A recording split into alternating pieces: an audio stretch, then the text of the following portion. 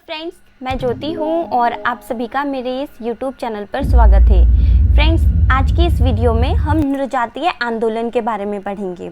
ठीक है, ये हमारी जो बुक है MPSC 7 उसका चैप्टर 9 है। तो चलिए फ्रेंड्स, शुरू करते हैं हम आज की अपनी ये वीडियो। तो हम जानेंगे आज नृजातीय आंदोलन के बारे में। तो नृजातीय आंदोलन को समझने से पहले हमारे लिए ये समझना ज़रूरी हो जाता है कि नृजातीयता क्या होती है।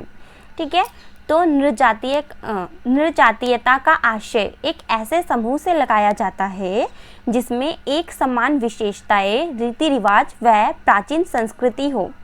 जो नृजातीयता वाले जो लोग होते हैं वो ऐसे लोगों के समूह से इसका मतलब लगाया जाता है जो एक मातृभूमि मतलब एक समान भूमि में रहते हो, जिनकी सेम विशेषताएं हो, जिनकी परंपराएं, रीति रिवाज और जो संस्कृति है वो एक जैसा हो। ठीक है, ऐसे लोगों को नृजातीय कहा जाता है। व्यक्तियों के ऐसे समूह को नृजातीयता के रूप में परिभाषित किया जाता है जो स्वयं या दूसरों के द्वारा ये समझ लिया जाता है कि कुछ ऐसी सामान्य विशेषताएं हैं जो उन्हें समाज के अन्य समूहों से अलग करती है। साथ ही ऐसे समूहों का सपना एक अलग विशिष्ट सांस्कृतिक व्यवहार होता है।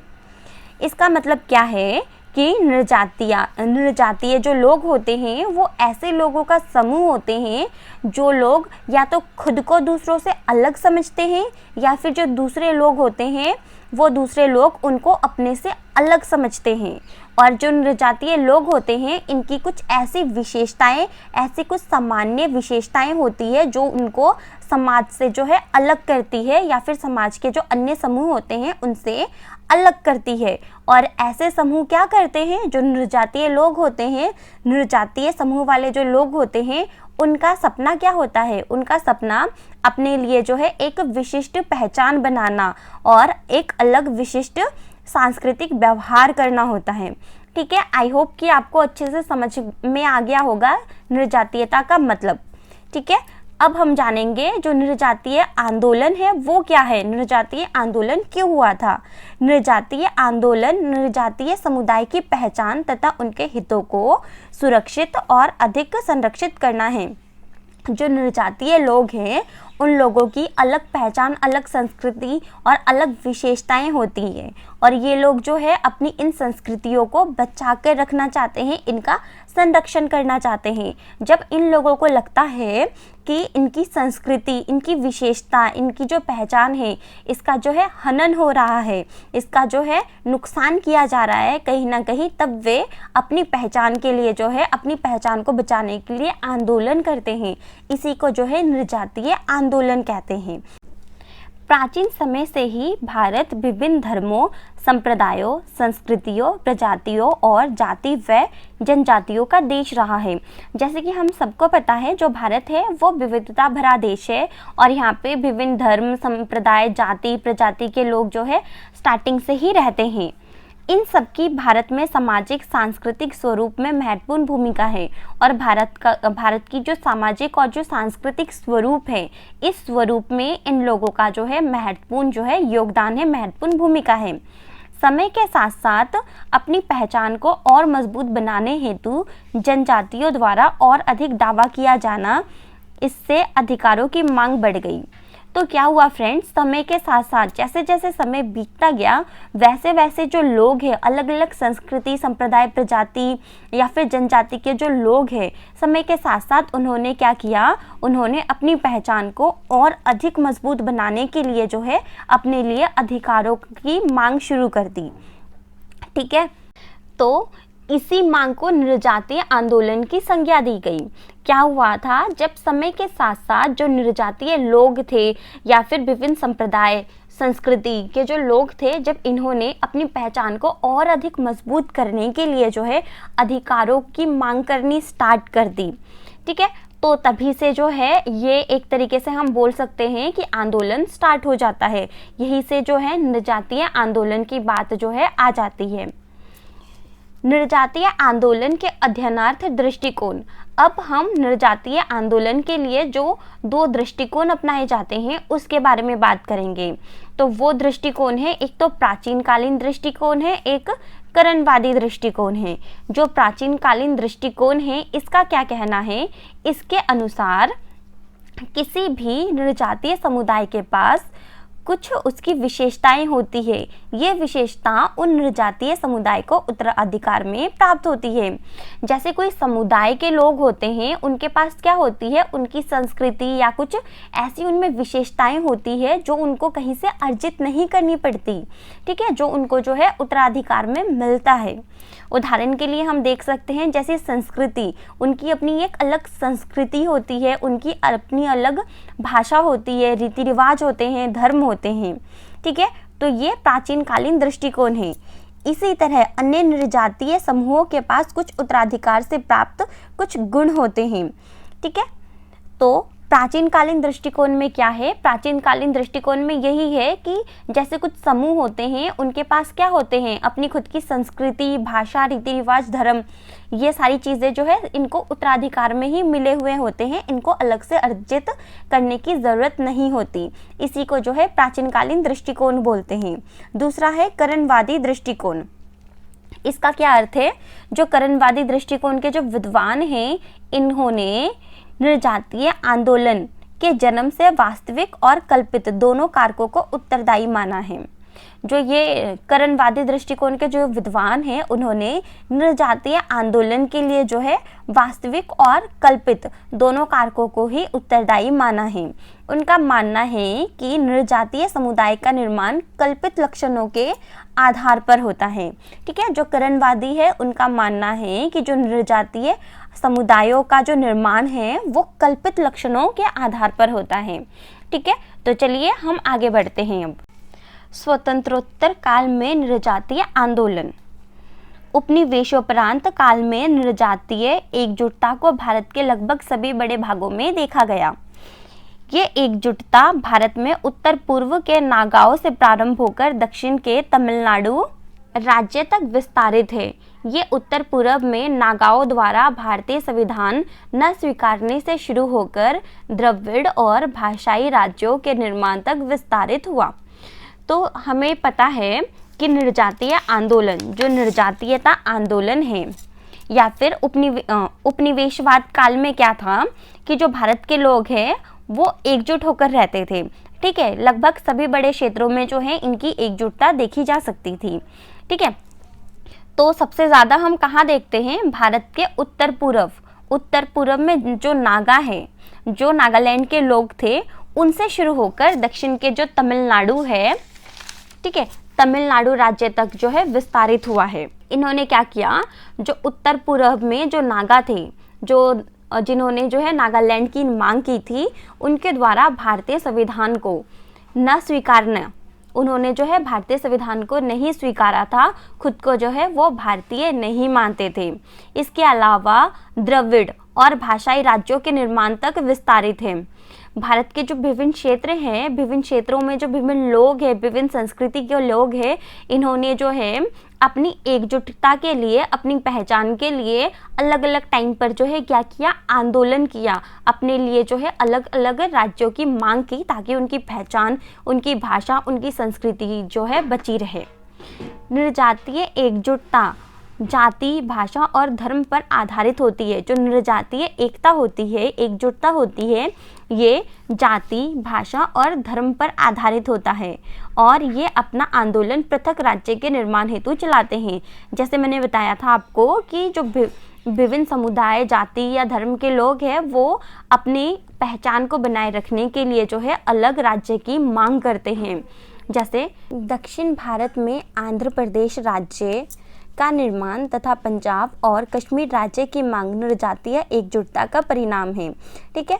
जो आंध्र प्रदेश के लिए जो मांग की गई थी, पंजाब और कश्मीर राज्य के लिए जो मांग की गई थी, ये सब क्या है, ये सब जो है नृजातीय एकजुटता का ही परिणाम है। पंजाब में नृजातीय एकजुटता क्षेत्रीय, धार्मिक और आर्थिक मुद्दों पर आधारित है। जो पंजाब है वहाँ नृजातीय एकजुटता क्षेत्रीय, धार्मिक और आर्थिक मुद्दों पर आधारित है। उपनिवेशोपरांत काल में नृजातीय आंदोलन का मुख्य केंद्र पंजाब रहा। पंजाब में नृजातीय एकजुटता को दो समय पर देखा जाता है, 50वीं और 80 के दशक में।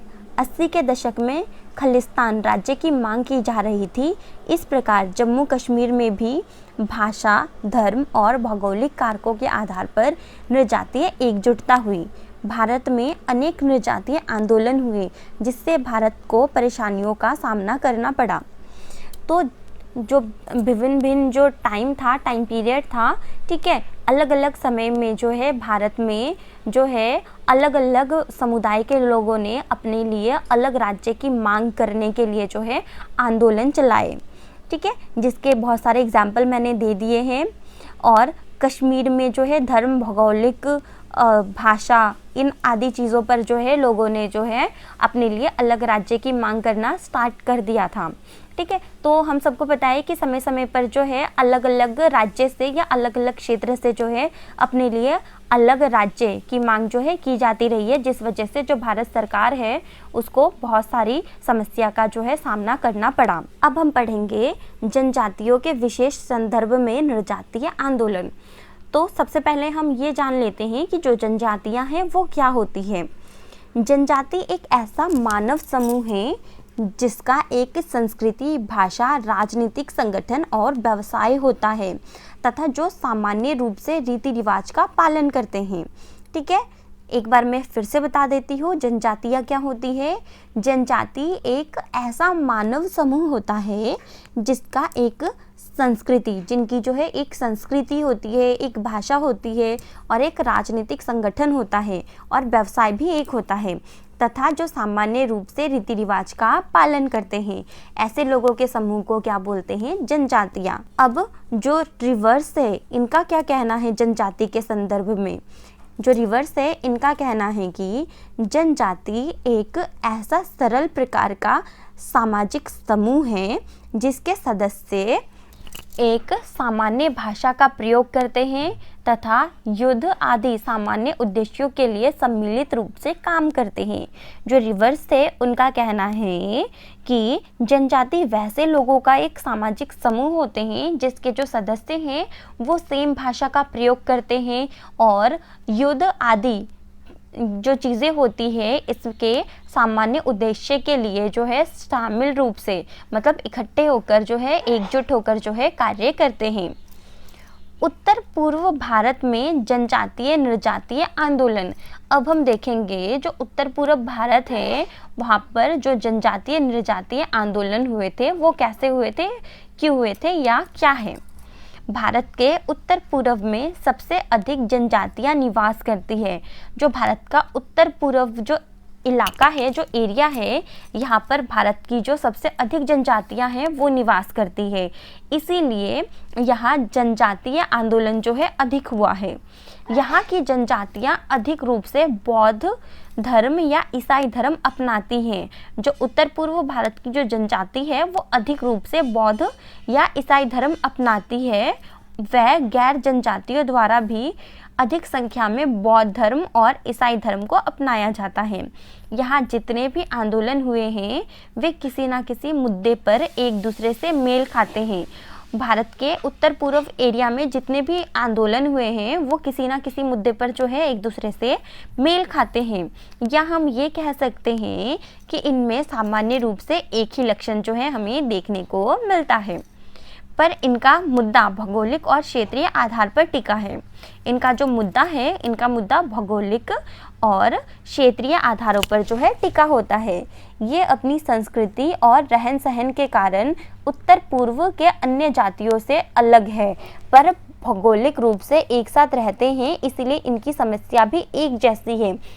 जो उत्तर पूर्व की जो जनजातियां हैं, ठीक है, इनकी जो है अपनी जो संस्कृति है और रहन सहन है ये तो जो अन्य गैर जनजातियां हैं इनसे अलग है, ठीक है। बट क्योंकि जनजातियां उत्तर पूर्व भारत की जो जनजाति है और जो गैर जनजाति है वो सेम भौगोलिक क्षेत्र में रहते हैं, इसीलिए इनकी जो प्रॉब्लम है वो जो है कुछ कुछ एक दूसरे से जो है मेल खाती है। इनकी जो प्रॉब्लम है वो एक जैसी होती है। यहाँ स्वायत्तता और पहचान के लिए आंदोलन किया जाता है और यहाँ पर जो है स्वायत्तता और अपनी पहचान को बचाने के लिए जो है आंदोलन किया जाता है। उत्तर पूर्व में जनजातीय नृजातीय आंदोलन का कारण उपेक्षा और योगदान को न मानना है। जो उत्तर पूर्व के लोग हैं वो आंदोलन क्यों करते हैं? वो जनजातियाँ आंदोलन इसीलिए करती है क्योंकि वो सोचती है कि सरकार ने उनकी उपेक्षा की है और उनके योगदान को जो है सरकार नहीं मानती। ठीक है, अब हम कुछ उत्तर पूर्व के क्षेत्र में कुछ जो जाति है जिन्होंने आंदोलन किए थे उनके बारे में पढ़ेंगे। जैसे नागा जनजाति, यह आंदोलन इतिहास का सबसे प्राचीन आंदोलन है। जो नागा आंदोलन था, नागा जनजाति की जो आंदोलन थी, ठीक है, ये जो है इतिहास का सबसे प्राचीन आंदोलन है। इसको नागा विद्रोह भी कहते हैं। ये आंदोलन भारत से अलग होने तथा निर्जातीय पहचान के लिए किया गया था। जो नागा लोग थे वो खुद को भारत का जो है नहीं मानते थे, इसीलिए जो है इन्होंने अपनी पहचान को बचाए रखने के लिए जो है एक अलग राज्य की मांग की। ये जनजाति हमेशा ही एक अलग राज्य की तरह रहे हैं। वह सांस्कृतिक और रीति रिवाजों में भी अन्य चीज़ों से भिन्न है। इनकी जो सांस्कृतिक या जो रीति रिवाज है वो अन्य चीज़ों से भी भिन्न है। वे खुद को भारत का हिस्सा नहीं मानते बल्कि स्वतंत्र रूप से उनका अस्तित्व था। इसीलिए जो नागा लोग हैं इनका कहना है कि स्टार्टिंग से ही इनका अस्तित्व जो है स्वतंत्र रूप से था, वे भारत का हिस्सा नहीं है। इसीलिए अपनी स्वतंत्र पहचान बनाकर ये लोग जो है रखना चाहते हैं और भारत में अपना विलय स्वीकार नहीं करते, इसीलिए आंदोलन करते हैं। नागा जनजाति भारत के शिक्षित वर्गों में आते हैं, ठीक है, और संगठनात्मक रूप से जो है अपना आंदोलन चलाते हैं। 1918 में इनके द्वारा नागा क्लब बनाया गया। इसके माध्यम से वे लोगों की सामाजिक और प्रशासनिक समस्या को दूर करना चाहते थे। 1975 में शिलोंग समझौते के बाद नागाओं ने भारतीय संविधान को अपना लिया और अपनी सेवाएं भी देश के लिए देना स्टार्ट कर दिया। ठीक है, तो ये था हमारा नागा आंदोलन। आई होप आपको समझ में आ गया होगा। अब हम असम में जो बोडो आंदोलन हुआ था उसके बारे में बात करेंगे। असम की जनजातियों में बोडो और कार्बी, ये दोनों असम की जनजाति है। ठीक है, तो इन बोडो और कार्बी असम से अलग राज्य बनाने की मांग करते हैं। ठीक है, असम की जो जनजाति है बोडो और कार्बी, इन्होंने असम से अलग राज्य के लिए जो अलग राज्य बनाने के लिए जो है मांग की थी। इनके द्वारा अखिल असम छात्र संगठन की अगुवाई में भाग लिया गया। अखिल बोडो छात्र संघ ने सरकार से 92 सूत्रीय मांग कर मतलब जो ये अखिल असम छात्र संगठन है जो इन्होंने बनाया था, इन्होंने जो है भारतीय सरकार से जो है 92 सूत्रीय जो है इन्होंने मांग की थी। और इन मांगों में क्या था, इन 92 मांगों में से कुछ मांग ऐसी थी जिनमें भाषा और संस्कृति को, जो इनकी जो बोडो और कार्बी जनजाति जो है इनकी जो भाषा और जो संस्कृति है इसको मान्यता प्रदान करने की जो है मांग की थी। इसके अलावा इन्होंने अपने लिए एक अलग राज्य बोडोलैंड की जो है मांग की थी। एक बार फिर से बता देती हूँ, असम के जो बोडो और कार्बी जनजाति है इन्होंने अपने लिए अलग राज्य की जो है मांग की थी, जिसके तहत इन्होंने अखिल असम छात्र संगठन का भी निर्माण किया था। और इन्होंने जो है भारत सरकार से 92 सूत्रीय मांग की थी, मतलब 92 मांगे जो है सरकार के सामने रखी थी, जिनमें अपनी भाषा और संस्कृति को मान्यता प्रदान करना भी शामिल है। इसके अलावा इन्होंने अपने लिए एक अलग राज्य की मांग की थी जिसका नाम जो है बोडोलैंड रखने की बात की गई थी। ठीक है, तो ये था असम का जो आंदोलन था वो। अब हम पढ़ेंगे जो मेघालय की जनजाति है उनके द्वारा जो आंदोलन किया गया था उसके बारे में। खासी, जैंतिया तथा गारो मेघालय की प्रमुख जनजाति है। ये जो खासी, जैंतिया और जो गारो है ये मेघालय की प्रमुख जनजातियां हैं। इनमें मात्र सत्तात्मक व्यवस्था देखने को मिलती है। मेघालय की जनजातियों में महिलाओं की स्थिति बेहतर मिलती है।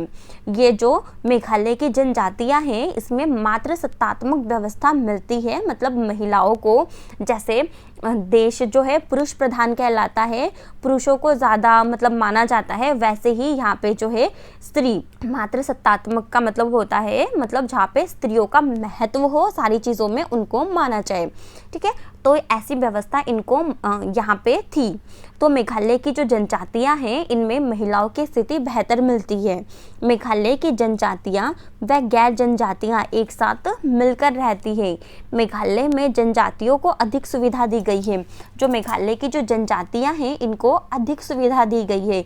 इसीलिए मेघालय की जो गैर जनजातियां हैं उन्होंने जो है अपने लिए भी सुविधा के लिए मांग करनी स्टार्ट कर दी, जिसके तहत जो है उन्होंने आंदोलन करना शुरू कर दिया। उत्तर पूर्व भारत के अलावा अन्य क्षेत्रों की जनजाति तथा गैर सीमांत जनजातियां, जो उत्तर पूर्व भारत है इसके अलावा देश के जो अन्य जनजाति और गैर सीमांत जनजातियां हैं, ठीक है, मध्य प्रदेश, छत्तीसगढ़, बिहार, झारखंड, गुजरात, राजस्थान और अन्य सीमांत जनजातियों को लगभग हर महत्वपूर्ण समय पर निर्जातीय आधार पर एकजुट किया गया। यहाँ की जो जनजातियाँ हैं मध्य प्रदेश, छत्तीसगढ़, बिहार, झारखंड, गुजरात, राजस्थान, ठीक है, यहाँ की जो जनजातियाँ हैं इनको जो है समय समय पर निर्जातीय आधार पर जो है एकजुट किया गया है। और इन लोगों ने आंदोलन क्यों किया? इनका आंदोलन अंग्रेज़ों तथा कबीलाई सरदारों के खिलाफ था। प्रत्येक राज्य में एक सीमांत जनजाति का एकजुट होना भिन्न भिन्न मुद्दों पर आधारित था। हर एक राज्य में जो सीमांत जनजाति है इन्होंने जो एकजुट होकर जो आंदोलन किया, ठीक है, इस आंदोलन का जो आधार था या जो मुद्दा था वो अलग अलग था। हर टाइम पर उन्होंने जो है अलग अलग मुद्दे पर जो है आंदोलन किया है। सीमांत जनजातियों के आंदोलन के कारण ही बिहार में, झारखंड तथा मध्य प्रदेश में छत्तीसगढ़ का निर्माण हुआ। ठीक है, तो फ्रेंड्स ये था हमारा आज का चैप्टर। आई होप कि आपको समझ में आ गया होगा। अगर आपको समझ में नहीं आया या कोई क्वेरी हो तो कमेंट बॉक्स में कमेंट करके आप मुझसे पूछ सकते हैं, मैं आपको वहाँ पर जो है रिप्लाई कर दूँगी। और आपने मेरी वीडियो यहाँ तक देखे लिए आप सबका बहुत बहुत धन्यवाद, शुक्रिया।